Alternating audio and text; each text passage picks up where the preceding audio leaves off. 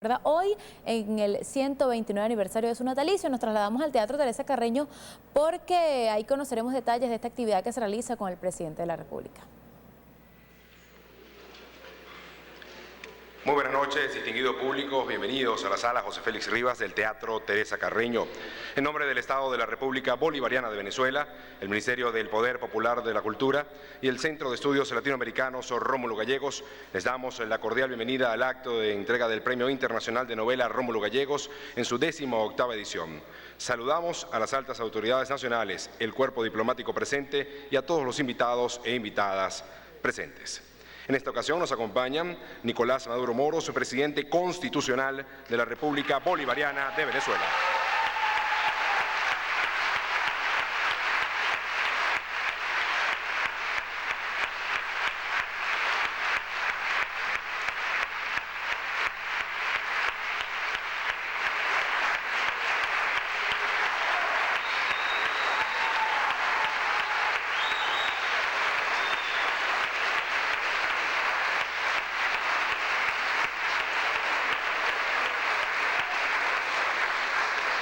Asimismo nos acompaña el ministro del Poder Popular para la Cultura, Fidel Barbarito.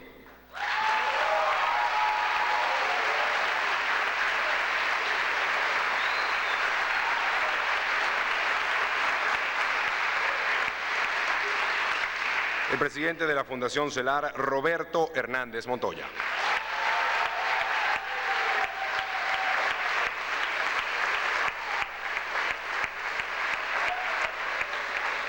El miembro del jurado de la 18ª edición del Premio Internacional de Novela Rómulo Gallegos, Luis Duno Godber.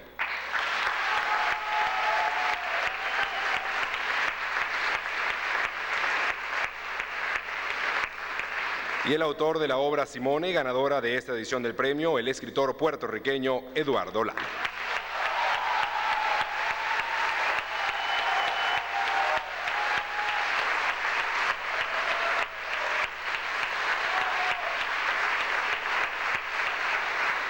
A continuación, Himno Nacional de la República Bolivariana de Venezuela, interpretado por el Comandante Supremo de la Revolución, Hugo Chávez, y los asistentes.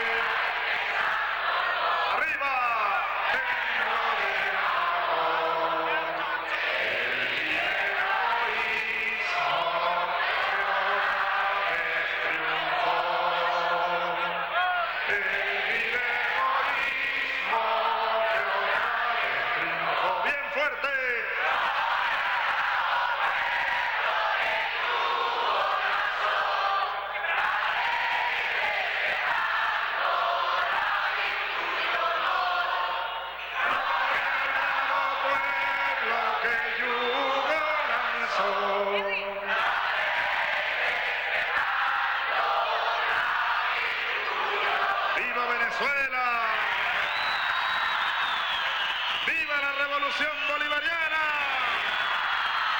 que viva el pueblo venezolano, que viva Bolívar. ¡Viva!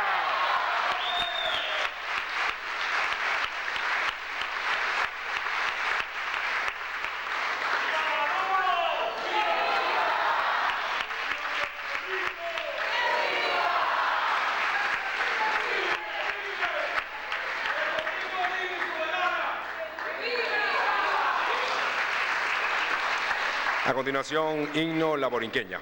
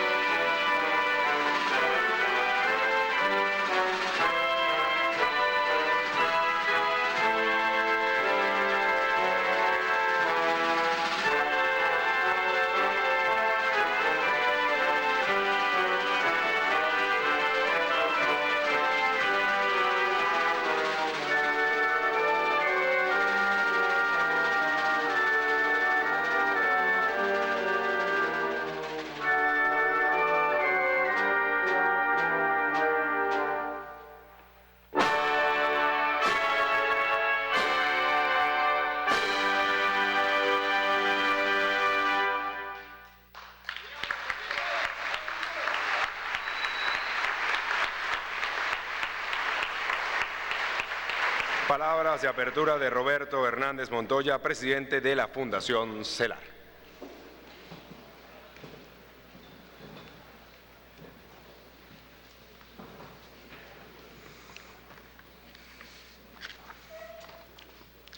Buenas noches. Esto es un discurso contra la cultura insípida. Voy a comenzar con un epígrafe de la novela ganadora Simón de Eduardo Lalo, que dice así: pienso en todas las veces que he leído el concepto Puerto Rico. Son miles, acaso decenas de miles de veces, y sin embargo estas palabras son leídas o escritas fuera de aquí. Es más, son prácticamente desconocidas o sugieren imágenes muy débiles que poco tienen que ver con lo que significan para mí estos vocablos. Pienso esto cuando leo, escribo, escucho ese nombre de país que más allá de sus fronteras y acaso también dentro de ellas significa tan poco. ¿Qué forma de silencio o lo que es igual, qué forma de dolor es este? Fin de la cita. Podría citar muchos otros fragmentos de esta novela que premiamos hoy, en la que se expone lo que el antropólogo francés Marc Augé ha llamado los no lugares. Quizá los no lugares más típicos sean los aeropuertos, los centros comerciales, iguales en todo el planeta, sin país, sin raíces, sin cepas, sin identidad, en donde todos los sabores son los mismos, en donde uno apenas sabe dónde está. También ciudades, países y continentes enteros pueden ser no lugares. Han demostrado el paradójico sabor insípido. El concepto puede ser ampliamente llevado y traído, sobre todo traído a nuestros espacios antropológicos de la América Latina y el Caribe. De pronto nos hallamos con poblaciones completas invisibilizadas. Son los seres invisibles que canta nuestro poeta Gustavo Pereira. Algunos desmoralizados y cínicos han dicho que esto no es un país sino un gentío, o que a este país hay que esconderlo. Pero volvamos a los seres invisibles que enumera Gustavo Pereira, y cito: tan invisibles y tan numerosos y tan laboriosos y tan persistentes como las gotas de lluvia, y a quienes debo, o tal vez deba decir debemos, el papel donde escribo, el lecho donde duermo, el zapato que calzo, el plato donde como, el techo que me alberga y hasta el espíritu que me alienta. Fin de la cita. Es también aquel garabombo El Invisible de Manuel Scorza, o el Juan Nadie que personificaba a Jorge Tuero en una televisión venezolana que alguna vez tuvo conciencia y ahora da golpes de Estado contra la conciencia. Son seres a quienes se niega precisamente el ser. Son invisibles porque pretendemos que no son. Pero el ser, decía Parménides, se empecina en ser. Ese es precisamente su ser. Parménides era un poco redundante. Los medios niegan a los invisibles, los matan en efigie y no los dejan ver. Según las promociones del antiguo Consejo Supremo Electoral, anterior al Consejo Nacional Electoral, no votaban ni mestizos, ni indios, ni negros, solo blancos, preferiblemente rubios y bellos, casi siempre varones. Era un modo de exhortar a los invisibles y sobre todo a las invisibles a no votar. Pero hay un momento en que no solo son invisibles los explotados y discriminados, sino los explotadores también. Vladimir Lenin decía que no debemos desechar la cultura burguesa, tanto como no debemos desechar los medios de producción y reproducción, las fábricas, los comercios, los medios de comunicación. No debemos entregar la música de Mozart a una burguesía que lo detenta, pero no lo merece. Es decir, la burguesía se adueña de academias, conservatorios, teatros, medios de comunicación, editoriales, etcétera, en donde se produce, reproduce y circula cierto repertorio bien delimitado de signos comúnmente llamados cultura con C mayúscula o incluso alta cultura. Entonces, podemos incurrir en la ingenuidad de rechazar a esa llamada alta cultura, las bellas artes, las bellas letras y demás, como si fuese algo que no es para los invisibles. En eso nos volvemos cómplices de la burguesía, que sostiene que la miel no se ha hecho para el hocico del burro. Lenin proponía, por tanto, expropiar todo eso a la burguesía y decir con Nicolás Guillén que por fin tengo lo que tenía que tener.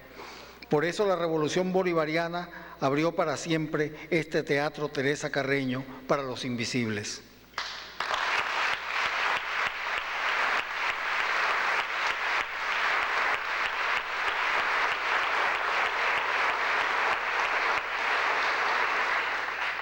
Pero es que el capitalismo contemporáneo ha ido más allá y ha abolido eso también. Ya ni siquiera le interesa demasiado detentar la alta cultura. Ha invalidado, por ejemplo, las editoriales que le permitían ese dominio simbólico. La mayoría de las editoriales publican libros inanes de supuesta autoayuda, bestsellers, pulp fiction, libros de aeropuerto o de estación de trenes olvidables, destinados al desván, al baratillo, al polvo, libros para no lugares. Lo mismo ha ocurrido con el resto de la cultura. ¿Qué cine estamos viendo sin mirar? ¿Qué música estamos oyendo sin escuchar?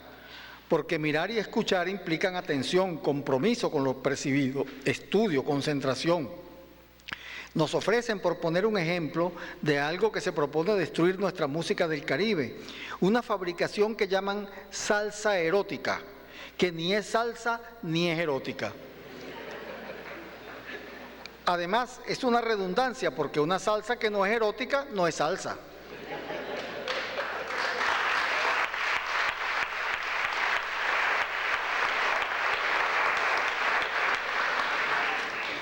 Luego de que oímos aquel fasto musical que ha sido y es la música del Caribe que inundó el mundo, desde el danzón hasta las estrellas de Fania, ahora tenemos que sufrir la salsa erótica, que de erótico tiene solo la alusión machacona y brutal a una genitalidad sin fábula.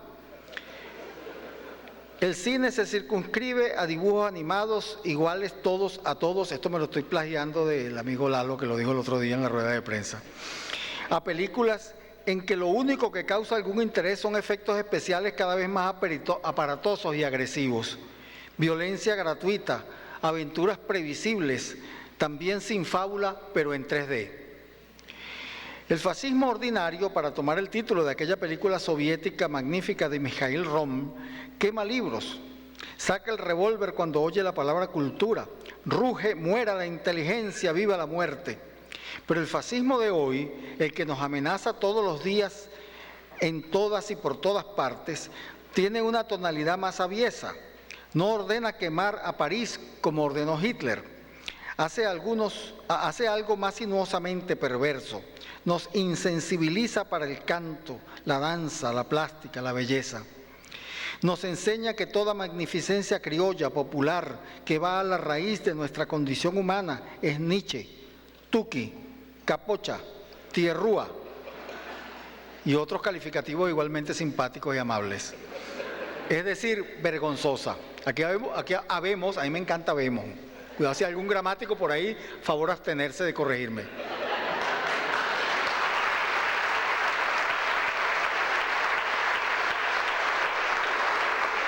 Porque la fórmula correcta es tan insípida que hay, entre los cuales me hallo yo, muchas personas, no, habemos y ya está, ¿no?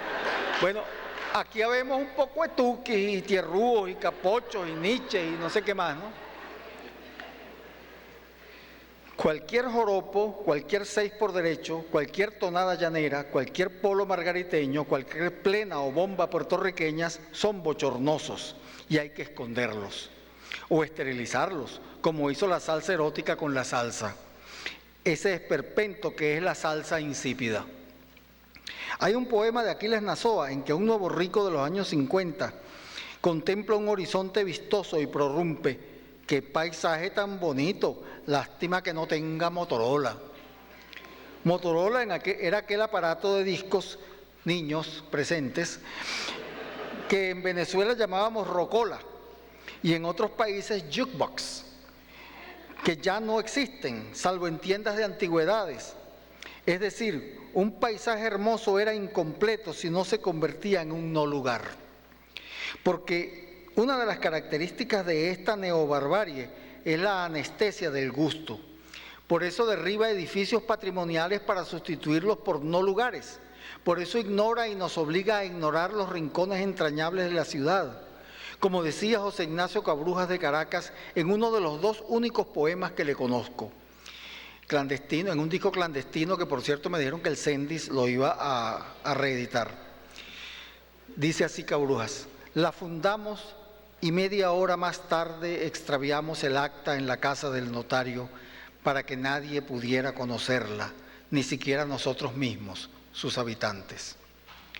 Fin de la cita. Cada vez que derriban uno de esos edificios son miles de nuevos pacientes que suplican tratamiento psicológico para aliviar su pérdida afectiva ante el no lugar. La batalla cultural que tenemos que enfrentar es por la recuperación del gusto perdido, por reconquistar nuestra soberanía editorial incautada por las grandes multinacionales de la edición, los grandes conglomerados comunicacionales que han hecho de la mentira una mercancía de consumo único y obligatorio. Lo advierte Joseph Roth en un libro llamado La filial del infierno en la tierra, texto sobre el nazismo, citado en la novela de Lalo. Cito: un pueblo que como jefe de Estado vota a una efigie que en su vida ha leído un libro, está tan lejos de quemar libros. No sé por qué me suena familiar, sin alusiones particulares. No hace falta siquiera quemarlos, basta hacer como una actriz cuyo nombre omito por misericordia, que declaró Oronda que para personificar la novela La trepadora de Rómulo Gallegos en una adaptación para televisión no tenía que leer el libro. Leer libros, proclamó Ufana, es anticuado. Ya saben. Examinemos este párrafo. Claudio Pérez, enviado especial de El País a Nueva York para informar sobre la crisis financiera, escribe en su crónica del viernes 19 de septiembre de 2008.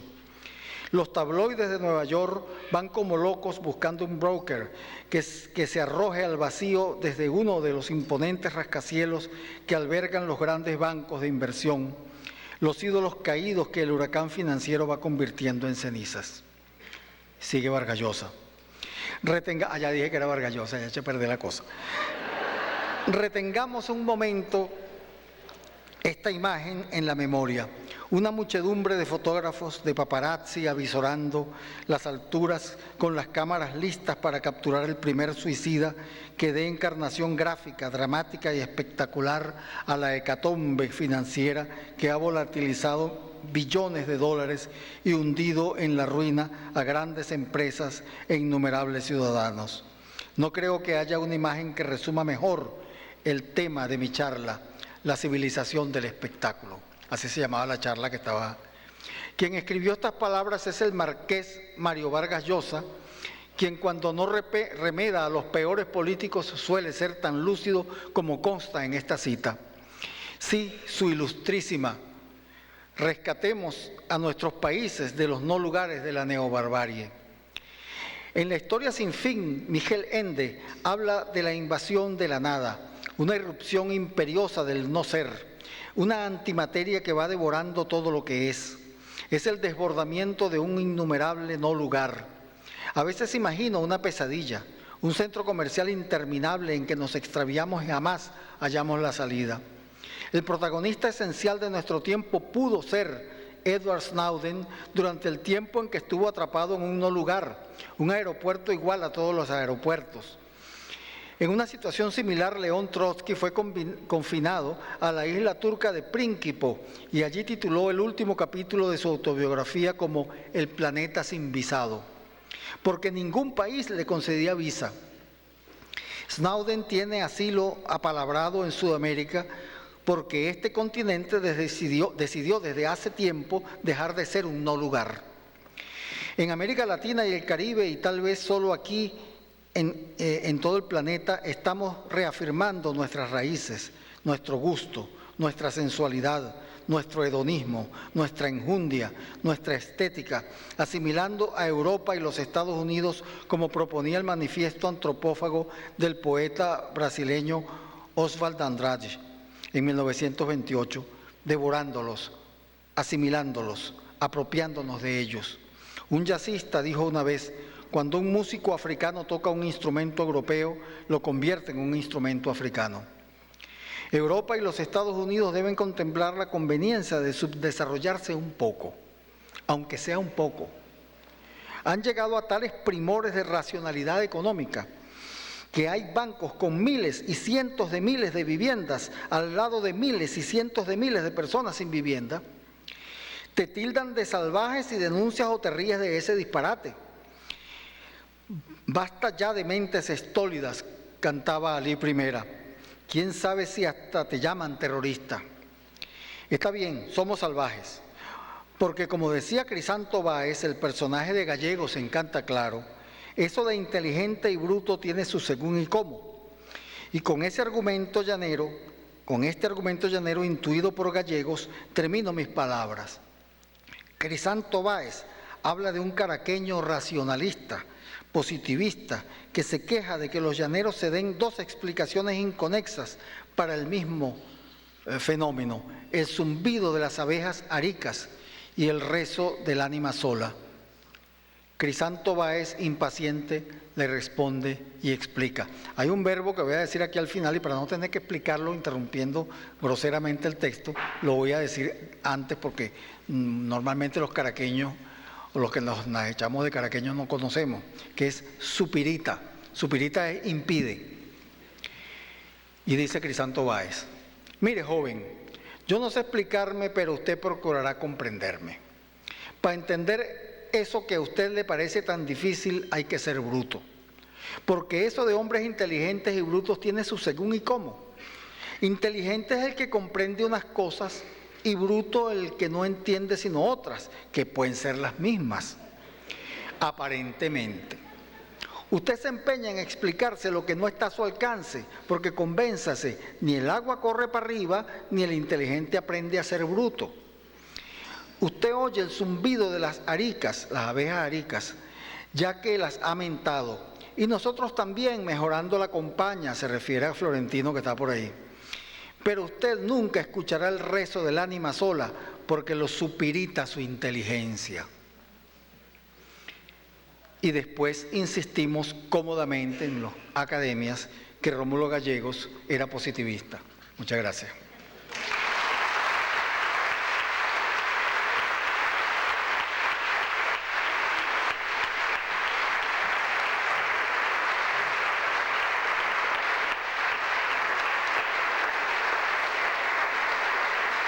A continuación, lectura del veredicto del jurado de la 18ª edición del Premio Internacional de Novela Rómulo Gallegos, a cargo de Luis Duno Godber, jurado por Venezuela.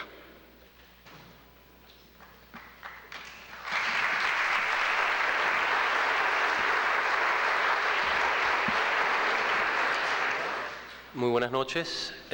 Procedo a la lectura del veredicto de la 18ª edición del Premio Internacional de Novela Rómulo Gallegos. El jurado de la 18ª edición del Premio Internacional de Novela Rómulo Gallegos, después de examinar 200 novelas presentadas a concurso, destaca la calidad innovadora y el amplio espectro creativo de las obras provenientes de 17 países de todo el ámbito de la lengua. México, 36, España, 29, Colombia, 27, Argentina, 23, Venezuela, 22, Perú 14, Chile 12, Bolivia 8, Puerto Rico 6, Uruguay 6, Cuba 5, Ecuador 4, Guatemala 2, Nicaragua 2, República Dominicana 2, Estados Unidos 1 y de Costa Rica 1. Después de un intenso y profundo debate en torno a las obras participantes, el jurado seleccionó como finalistas a las siguientes obras: Arrecife, de Juan Villoro; Bioy, de Diego Treyes Paz; Desde la penumbra, Silvia Lago; Formas de volver a casa, de Alejandro Zambra; Humo rojo, de Perla Suez; Las puertas ocultas, de José Napoleón Oropesa; La torre y el jardín, de Alberto Chimal; Los sordos, de Rodrigo Rey Rosa; Pájaro sin vuelo, de Luis Mateo Díaz; Simone, de Eduardo Lalo; Vagabunda Bogotá, de Luis Carlos Barragán Castro. El jurado destaca la originalidad de la fabulación, la fuerza expresiva, la apertura a nuevas sensibilidades e ideas, el arte narrativo y el compromiso con la escritura de estas novelas. Impresiona al jurado la notable variedad de registros literarios y estéticos que abarcan desde el thriller y la ciencia ficción hasta formas experimentales de la novela. El jurado ha decidido por unanimidad otorgar el Premio Rómulo Gallegos 2013 a la novela Simone, del puertorriqueño Eduardo Lalo.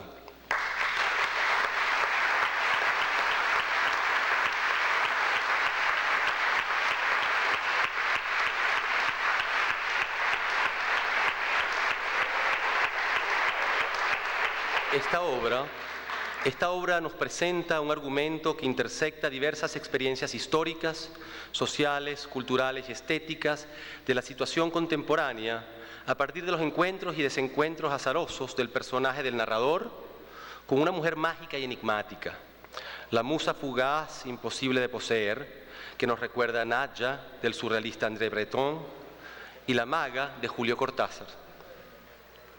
Mas esta novela de Lalo abre la fábula a nuevas dimensiones, pues Li Chao es una obrera afectada por la Revolución Cultural China y emigrante condenada al trabajo semiesclavo en Puerto Rico, que irónicamente redime su dura cotidianidad en el espacio anónimo y solitario, supuestamente burgués, de la literatura. Eros y Dédalo, el mito del amor y el mito de la ciudad, se dan la mano en esta travesía de un hombre y una mujer por la urbe devastada de la modernidad colonial tardía que es San Juan de Puerto Rico. Las modalidades de la crónica, el diario, la psicogeografía urbana, el collage de citas y aforismos y el arte conceptual convergen en una aventura magistralmente contada donde se apuesta, pese al culto al fracaso que embarga al narrador, a la capacidad reivindicadora de la literatura, el amor y el ensueño en el mundo desencantado del capitalismo tardío. Simone, en suma, es una obra que, además de compartir la calidad de muchas de las obras concurrentes, aporta un amplísimo abanico de intuiciones estéticas y afectivas de potencial impacto continental. Caracas, 6 de junio del 2013, firman Ricardo Piglia, Luis Duno Godber y Juan Duchesne Winter.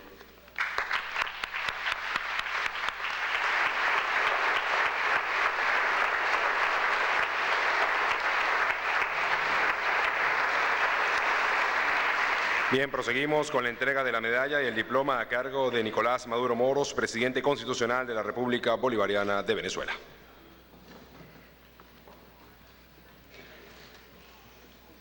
El Premio Internacional de Novela Rómulo Gallegos, creado con la finalidad de perpetuar y honrar la obra del eminente novelista y de estimular la actividad creadora de los escritores de habla castellana, es considerado un premio de mayor trayectoria e impacto político en el mundo de las letras en idioma castellano.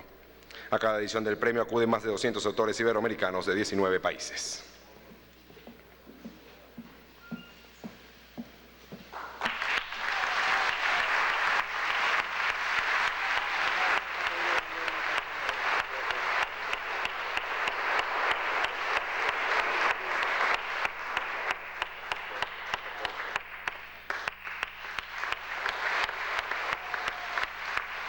Proseguimos con el bautizo de la obra ganadora Simone del autor puertorriqueño Eduardo Lano.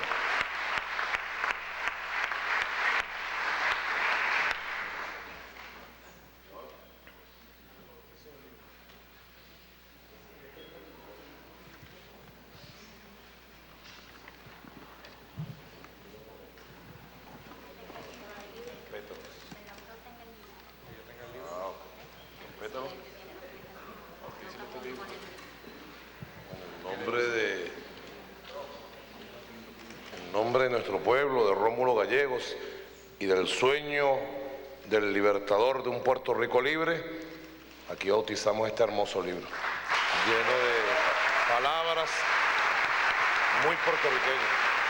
Felicitaciones.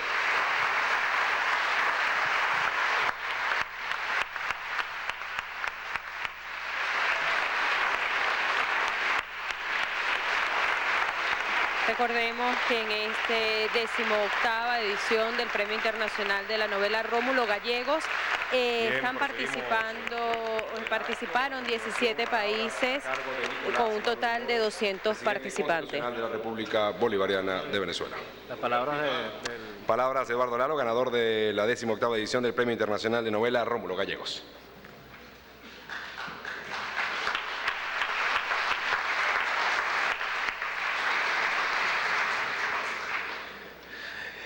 Buenas noches. Quiero decir que estoy muy contento de estar aquí en Venezuela.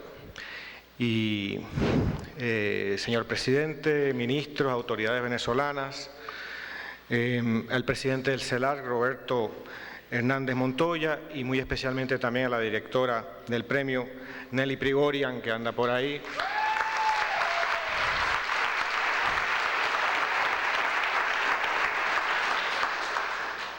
Pocas veces me han recibido mejor.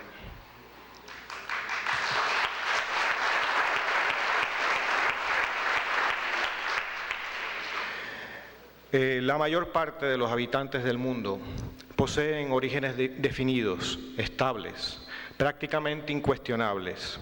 Un lugar, un pueblo, una nación, un documento estatal que establecen claramente sus coordenadas personales. Sin embargo, existen también otros habitantes del planeta cuyos orígenes son preguntas, equivocaciones o condenas. Recuerdo mis tiempos de estudiante en Europa, cuando invariablemente me detenía la gendarmería francesa en sus puestos de frontera. Recuerdo cómo el ceño del oficial se fruncía al examinar mi pasaporte, cómo comparaba la foto con mi cara, cómo volvía sobre el documento, cómo me dejaba esperando ante el mostrador y regresaba con un superior que, luego de examinar nuevamente las páginas de mi documento de identidad, entre comillas, me preguntaba con una mezcla de desprecio y celo policíaco: ¿Qui êtes-vous? ¿Quién es usted? En ese documento, que permite acceder al resto del mundo, se consignaba sin explicación un puñado de datos desorientadores que en mi caso confundían orígenes con legalidades. En el pasaporte no estaban mis lealtades, o lo que es igual, la explicación de mí mismo dada desde la conciencia de los afectos. En ese pasaporte concedido a Eduardo Alfredo Rodríguez Rodríguez se le informaba a los aduaneros del mundo que el que tenían ante sí era un ciudadano estadounidense nacido en Cuba Y en esa época, hace unos 30 años, y aquí otra instancia por la que ha aumentado nuestra invisibilidad, que este documento había sido emitido por el Departamento de Estado del Estado Libre Asociado de Puerto Rico. En lugar del pretendido efecto clarificador del pasaporte, entregaba un documento opaco y turbio. Desde entonces, he debido sintetizar en las fronteras en las que he sido detenido una formulación factual que resulta para muchos casi incomprensible. No soy estadounidense, no soy cubano, soy puertorriqueño. La explicación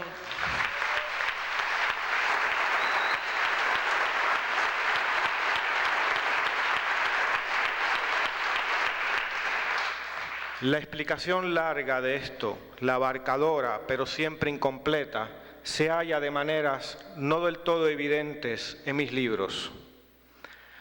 A veces, alguien tiene la fortuna, y esta aumenta en aquellos cuya historia familiar está asociada al exilio, la lejanía y la pérdida, de hallar un lugar en el mundo.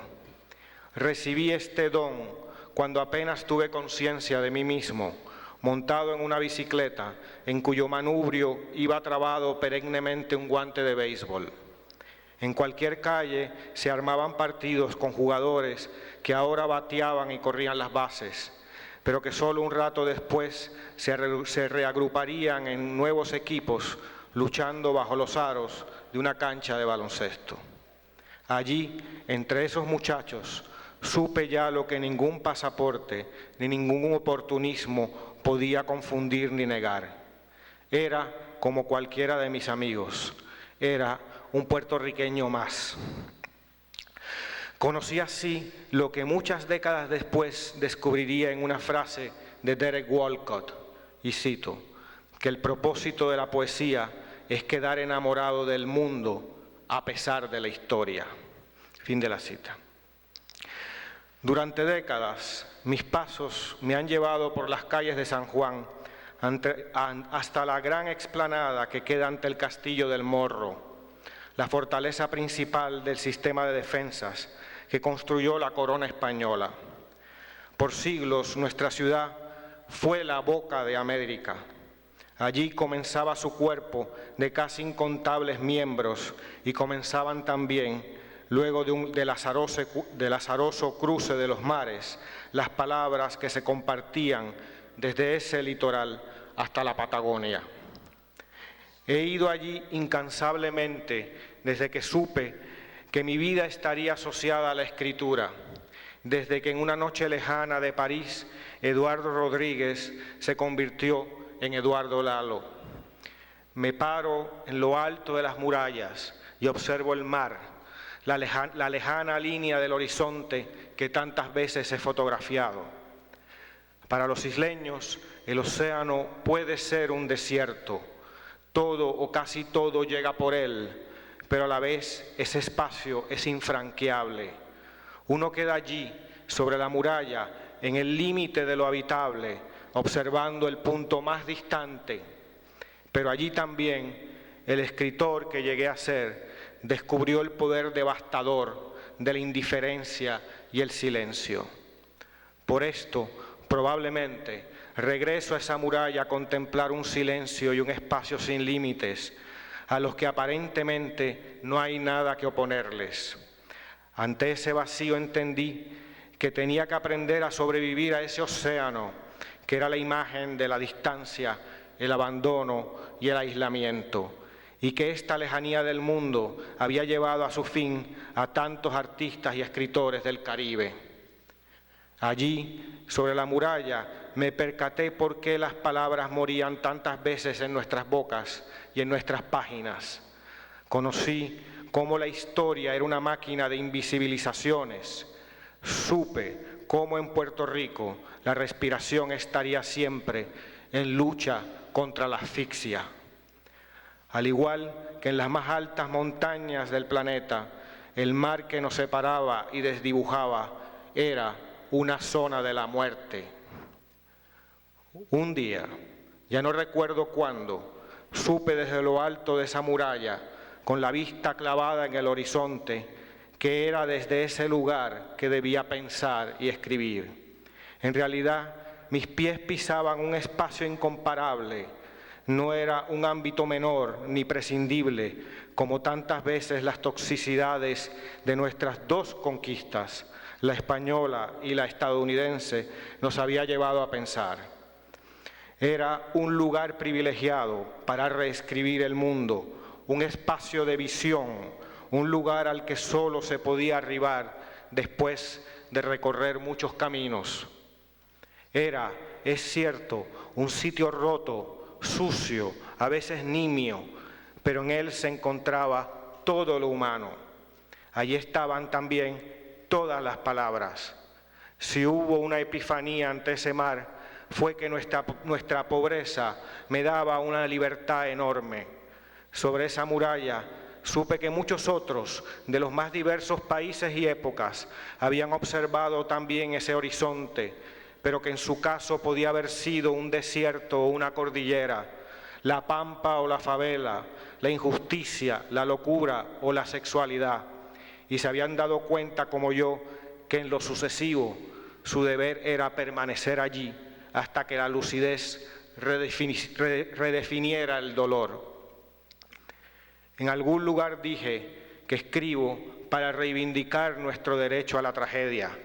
Sobre esa muralla del Castillo del Morro, en San Juan, supe que mi palabra, como la de mi pueblo, como la de tantos hombres y mujeres y pueblos del mundo, se construía cuestionando, luchando, rompiendo los pasaportes que nos había reservado y a veces impuesto la historia. Así supe que con solo ser puertorriqueño podía ser griego, que la tragedia que nos había formado no era menor a ninguna. Así, ese mar dejó de ser un desierto y fue a la vez el de Odiseo y el de los arahuacos que desde la costa de Venezuela circularon en dos direcciones, hacia el norte y hacia el sur, poblando el Caribe y Sudamérica hasta Brasil y Paraguay. De alguna manera, las palabras y sus sombras nos habían permitido sobrevivir y nos hacían posible el viaje a cualquier tiempo y a cualquier lugar, a pesar de las tempestades y los naufragios de nuestra historia. Y así he llegado aquí ante ustedes. Vengo de Puerto Rico, frontera extrema de América Latina, el único país latinoamericano conquistado 2 veces, el país al que la administración colonial española le negó la imprenta hasta comienzos del siglo XIX, al que no le permitió crear una universidad por más de 4 siglos, al que entregó como botín de guerra, como si fuera una hacienda o un cargamento de azúcar, a su nuevo dominador. Soy de ese lugar que acaso vivió la globalización antes que cualquier otra sociedad, aún antes de que existiera el término y el conocimiento tanto de sus consecuencias como también de las formas de oponerla. Soy de un país que resistió solo, por la fuerza de su propia cultura, a las imposiciones imperiales del país que domina y seduce desde comienzo del siglo XX.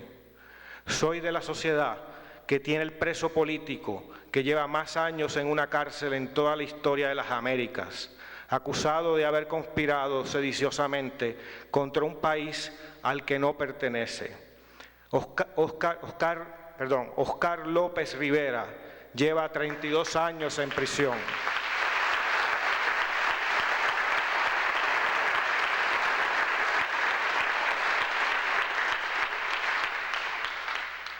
Oscar López Rivera lleva 32 años en prisión. Su libertad está al alcance de una sola mano de un solo hombre. Se consigue con una firma humanitaria, con una firma que será digna para todas las partes. Pertenezco a una larga lista de escritores marginados, cuando no ninguneados, por el peso de un gentilicio que difícilmente se asocia a la grandeza y a la victoria. brillantes artistas cuya luz fue consumida por el aislamiento y la debilidad de las instituciones culturales puertorriqueñas, víctimas de nuestra incapacidad de autorrepresentación y a veces también de autorrespeto. Digo aquí, como un murmullo, como un sonido llegado más allá de los mares, como reivindicación y acto de justicia, 3 nombres que representan a una legión. Que estos muertos homenajeen a tantos vivos: Manuel Ramos Otero, José María Lima, Víctor Fragoso.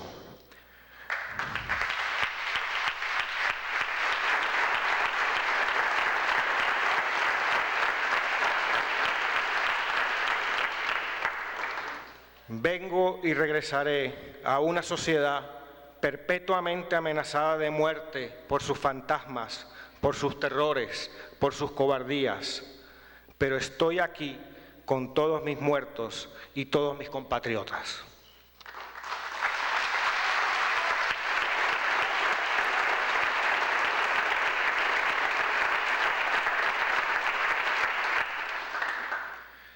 En un momento único como este, recuerdo y reivindico las voluntades de la palabra, las posibilidades enormes de la literatura.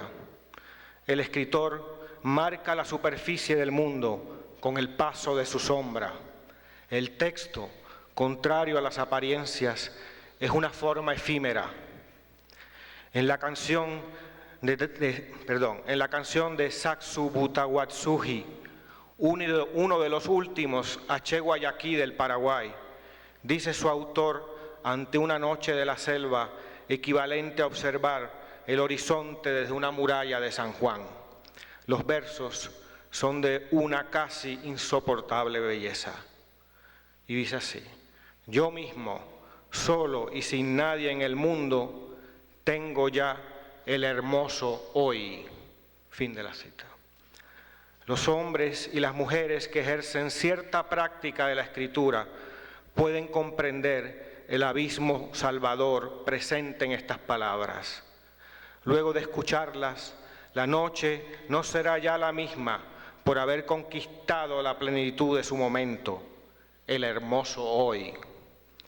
Ningún pasaporte, ninguna ley imperial, ninguna de las incapacidades históricas de nuestra nación puede destruir o silenciar completamente lo que generaciones de hombres y mujeres han descubierto frente al océano que los separa y los reúne, en las palabras que han reunidos, cercados por el mar y por la historia.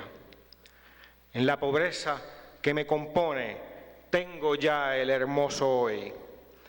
Agradezco profundamente que sea aquí en Venezuela, donde quizá por primera vez en mi vida haya sacado del bolsillo mi verdadero pasaporte, aquel que en ninguna de sus palabras me niega o me condena.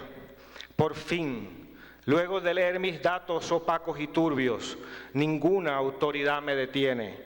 Así como los antiguos nautas del Caribe, viajo hacia el norte y hacia el sur, del mar de las Antillas a la costa venezolana y más allá.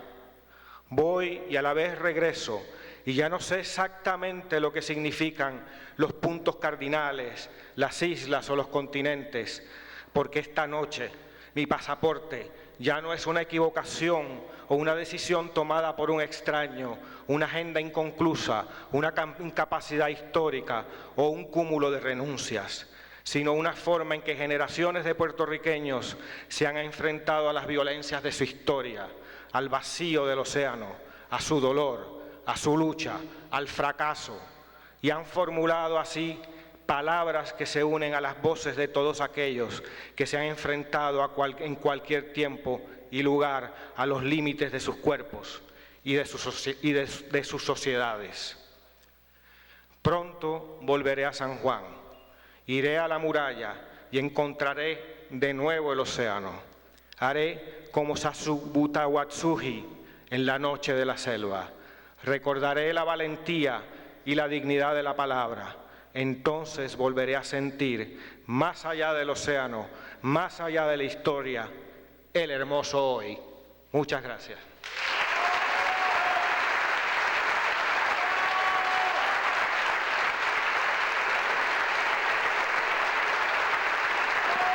Bien, escuchamos palabras de Eduardo Lalo, quien es el galardonado en este evento por su novela Simone. Es importante destacar que durante este encuentro, donde participaron más de 200 representantes de 17 países, se escogieron 11 obras finalistas, en las que resalta la del mexicano Juan Villoro, el peruano Diego Tres, la uruguaya Silva Lago, el chileno Alejandro Sabra. En este momento vamos a escuchar palabra del presidente de la República Bolivariana, Nicolás Maduro.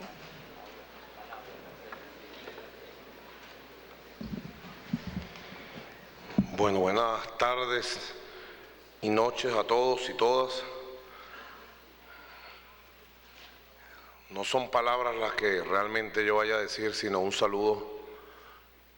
Bueno, todavía conmovido por la contundencia de la solidez moral, ética y espiritual de las palabras de este digno latinoamericano y caribeño Eduardo Lalo, de nuestra hermana Puerto Rico.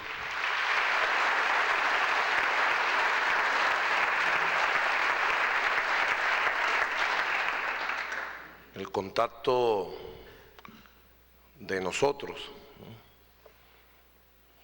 de la generación nuestra, desde que nacimos, yo que nací en Caracas, aunque la gente que se la pasa con Obama diga que nací en Kenia, ¿no? Pero los que nacimos aquí, en buena parte nos sentimos en esta urbes, expresado por la batalla que expresa Simón, ¿no? Y por tus palabras, ¿no? Crecimos conociendo Puerto Rico de lejos, con Roberto Clemente, llevando el amor y la solidaridad de desprendimiento en aquel terremoto terrible del año 71. Finales del 70, aquel 1 de enero del 71, Roberto Clemente, Grandes Ligas, Salón de la Fama, ícono del béisbol puertorriqueño. Puerto Rico también para nuestra generación fue Héctor Lavoe, en los 80, después lo perdimos también muy rápido, fue víctima de toda esa sociedad, de la globalización temprana que ustedes conocieron.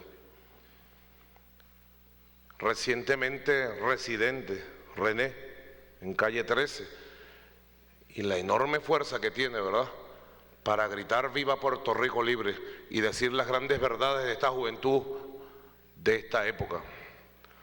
Todos Grandes Ligas, unos de la música, del arte, del béisbol, y a partir de hoy, Eduardo Lalo, se puede decir que es un Grandes Ligas de la literatura de nuestra América, de nuestro Caribe. Con este premio Rómulo Gallegos, que es un premio a ti como ser humano. Se me olvidaba también citar a otro hombre que no lo conocíamos de verdad. Lo conocimos por CNN, derrocado en el piso lleno de sangre, Filiberto Martínez. Filiberto Ojeda. Y a su querida esposa, quien estuvo con nosotros y ha estado tantas veces aquí, terrorista, peligrosísimo, porque aspiraba lo que aspiramos todos, la independencia de Puerto Rico y que Puerto Rico sea nuestro americano. Así que este premio Rómulo Gallegos, que tiene toda una historia, ¿no?, ha tenido insignes hombres de las letras, mujeres, ¿no?, durante 17 ediciones. Esta es la edición número 18. La primera edición fue un premio a la Casa Verde, 1967, el Mario Vargas Llosa del año 67. La segunda edición fue para Gabriel García Márquez, 100 años de soledad, 1972. La tercera para Carlos Fuentes, Terra Nostra, año 77. Luego Fernando del Paso en el año 82, Alberto Posé, Los Perros del Paraíso, año 87. Manuel Mejía Vallejo, La Casa de las Dos Palmas, año 89. Arturo Uslar Pietri, La Visita en el Tiempo, 1991. Mempo Giardinelli, Santo Oficio de la Memoria, año 93. Javier Marías, Mañana en la Batalla Piensa en Mí, año 95. Ángeles Mastretta, Mal de Amores, año 97. Roberto Bolaño, Los Detectives Salvajes, año 99.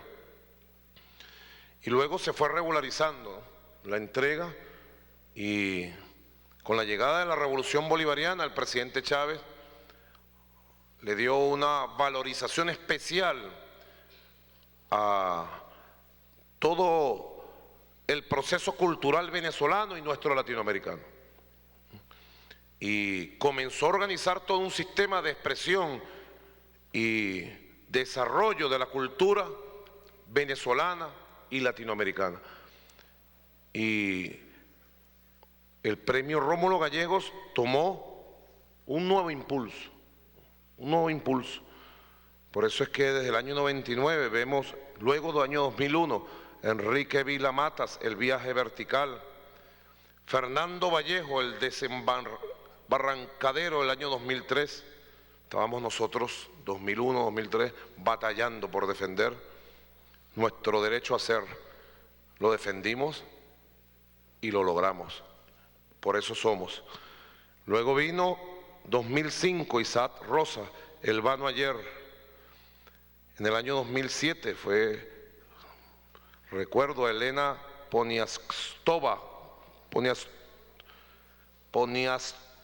Poniatowska. El tren pasa primero. Recuerdo un aló presidente, el comandante Chávez, dedicado al premio Rómulo Gallegos y a toda la poderosa industria de la impresión y edición de libros en Venezuela. Luego el año 2009 de Colombia, William Ospina, El País de la Canela, y el año 2011, recuerdo hace 2 años, en esta época de batallas que estábamos ya por la vida de nuestro comandante, Ricardo Piglia, Blanco Nocturno.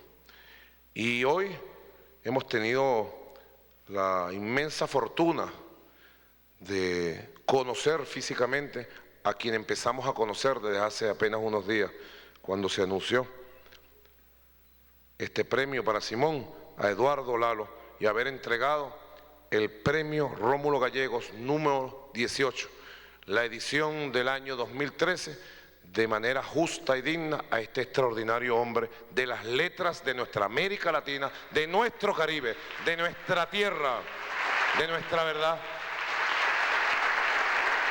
Qué hermoso soñar, ¿verdad? Y para venir a este acto estábamos revisando, recordando todos los sueños del libertador Simón Bolívar. Sobre eso pudiera hablarse y escribirse por tiempos. El libertador Simón Bolívar aún no había terminado la batalla de Carabobo, 24 de junio de 1821, y estaba dirigiendo tropas, pertrechos y jefes militares al sur del sur, por Panamá, que era Colombia. Y Colombia la de Bolívar, Colombia la nuestra, la primera Colombia. Por allá iban tropas, caballos, pertrechos, planes, mapas, sueños, que se hicieron realidad. Pero desde ya estaba calculando qué se necesitaba en recursos, logística, pertrechos y hombres, y quién podría dirigir las tropas libertadoras de nuestra América para Puerto Rico y para La Habana, para Cuba. Le tocó a él luego tomar el camino hacia el sur Y estando en el sur comenzaron los procesos de traición, regresión, desconocimiento del proyecto unitario original. Y tuvo que postergar y luego dejar pendientes los planes de aquella época nuestra americana. Los sueños quedaron, la agenda quedó pendiente la agenda.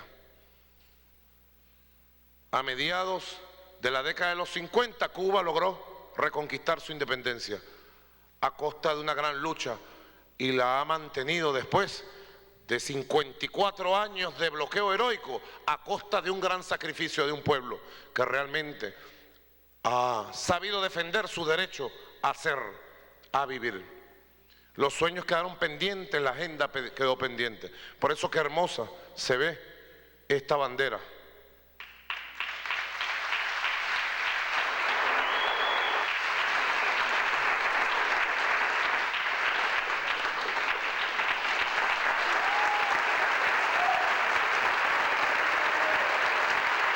Al final es la misma bandera.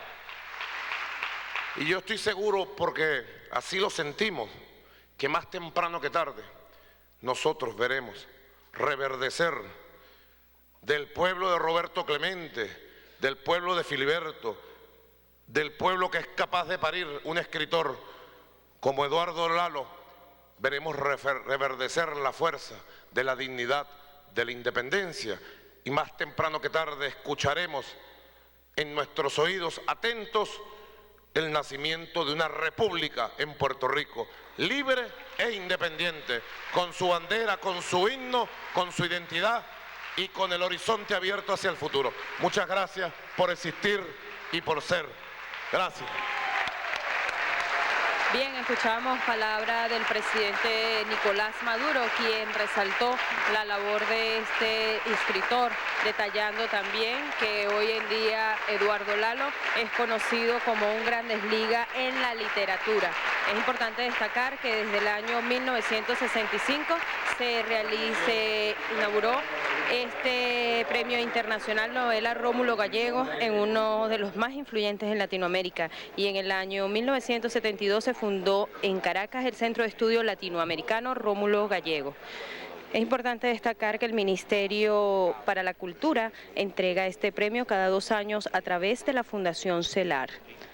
Pueden participar todos escritores de la habla castellana y su propósito es honrar y perpetuar la obra del eminente novelista venezolano Rómulo Gallegos, además de estimular la actividad creadora de los escritores del habla castellana.